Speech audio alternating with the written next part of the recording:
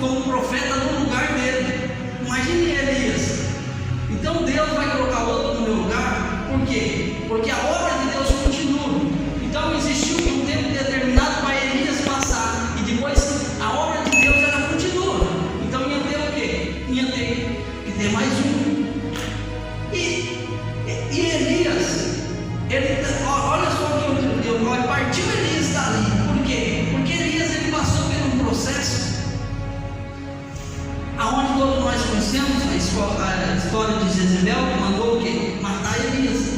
E Elias foge, mas Deus sempre esteve com ele. Deus sempre esteve com Elias. Até Elias achou todos os profetas foram mortos, só ficou eu. Mas Deus falou: não, eu protegi 7.000 profetas. Ou seja, Elias ele não estava sozinho. Só que o interessante dessa história, que existia naquela época uma escola de profetas, 7.000 profetas escondidos. Mas Deus manda chamar quem? Eliseu. Deus manda chamar Eliseu. Ele fala que eu parti, pois ali Elias e achou Eliseu. Por quê? Por ordem de quem? Por ordem de Deus. Então Deus já tinha determinado o que ia acontecer. Eu vou levantar Eliseu no seu lugar. E a história nos ensina aqui, que andava lavrando com 12 juntas. Ou seja, Eliseu ele estava trabalhando. Eliseu ele estava o quê? Na mão, no arado. Lembra como Jesus disse? Aquele que lança a mão no arado e olha para trás não é digno de mim. Ou seja, isso aconteceu com esse profeta, com Eliseu, porque ele estava trabalhando. E Elias, quando joga a capa, como diz a palavra de Deus, que Elias passou por ele e lançou a sua capa sobre ele. Porque naquele tempo era hábito dos profetas usar uma capa. Os profetas usavam uma capa. E quando Elias passa e joga a capa para Eliseu, ele já reconheceu, sabendo a fama de Elias, pelos milagres que Deus tinha feito pela mão de Elias, que Elias clamou e desceu fogo do céu, que Elias tinha feito várias coisas no nome do Senhor. Então Eliseu já conhecia a fama desse Elias. Aí o que Eliseu entendeu? É o meu chamado.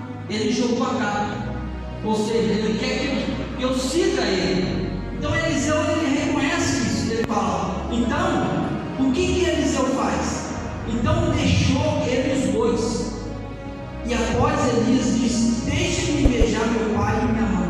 Ou seja, olha a obediência do profeta Eliseu. Mesmo sabendo do teu chamado, ele não esquece o quê? Teu pai e da tua mãe.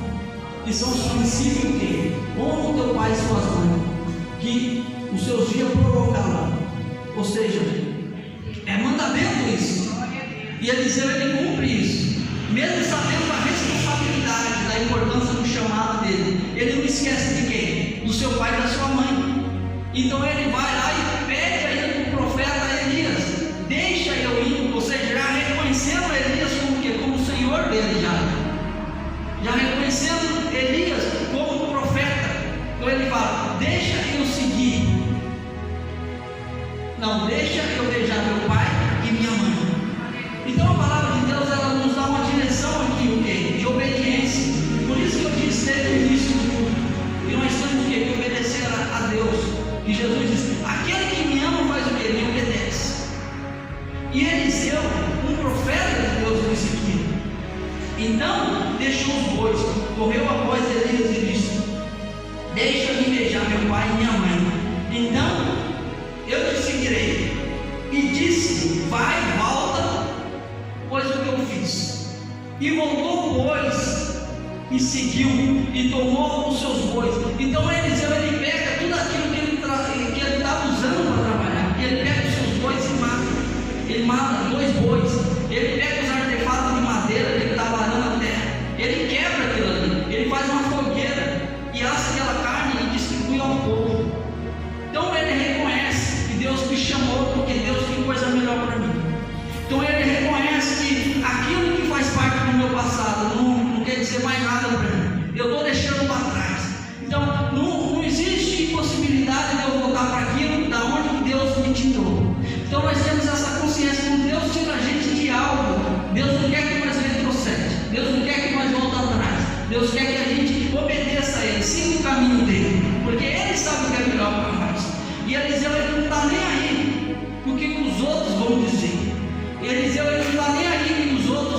falar mal dele. A única coisa que ele faz é obedecer, é escutar a voz de Deus. Escutar a voz de quem? O chamado dele. Então, quando ele recebe a